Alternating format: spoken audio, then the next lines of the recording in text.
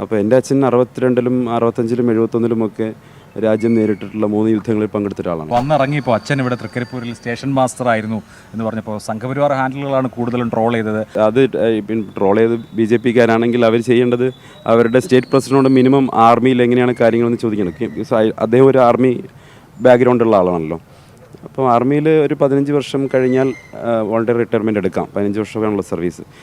അപ്പോൾ എൻ്റെ അച്ഛൻ 62-ലും 65-ലും 71-ലുമൊക്കെ രാജ്യം നേരിട്ടിട്ടുള്ള 3 യുദ്ധങ്ങളിൽ പങ്കെടുത്ത ഒരാളാണ്. 71-ൽ ധാക്കയിലായിരുന്നു അദ്ദേഹം ഉണ്ടായിരുന്നത്. ഇന്ദിരാഗാന്ധിയുടെ നേതൃത്വത്തിൽ രാജ്യം ഐതിഹാസികമായിട്ടുള്ള യുദ്ധവിജയം നേടിയപ്പോൾ അദ്ദേഹം ധാക്കയിലുണ്ടായിരുന്നു.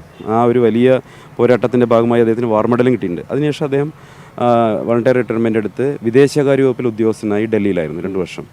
ആ സമയത്താണ് നാട്ടിലേക്ക് ഞങ്ങൾ ഫാമിലി ഇവിടെ നാട്ടിലായതുകൊണ്ട് നാട്ടിൽ കുറേ വർഷം മറ്റ് സ്ഥലങ്ങളിൽ ജോലി ചെയ്തുകൊണ്ട് നാട്ടിൽ ജീവിക്കണമെന്നൊരു ആഗ്രഹം ഉള്ളതുകൊണ്ട് അദ്ദേഹം റെയിൽവേയിൽ ആപ്ലിക്കേഷൻ കൊടുത്തിരുന്നു. അദ്ദേഹത്തിന് റെയിൽവേ സ്റ്റേഷൻ മാസ്റ്ററായിട്ട് ജോലി കിട്ടി. വന്നപ്പോൾ ഇനീഷ്യൽ സ്റ്റേജിൽ അദ്ദേഹം റിലീവിംഗ് സ്റ്റേഷൻ മാസ്റ്ററായിരുന്നു. അപ്പോൾ അന്ന് ഇവിടെ ഈ ബുക്കിംഗ് ക്ലർക്കാണ് തൃക്കരിപ്പൂരിൽ.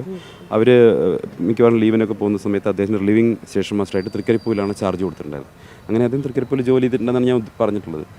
അത് പിന്നെ ഈ ആർമി സെറ്റപ്പിനെ കുറിച്ചോ ഒക്കെ അറിയാത്തത് കൊണ്ടായ എന്തുകൊണ്ടാണെന്ന് അറിയില്ല.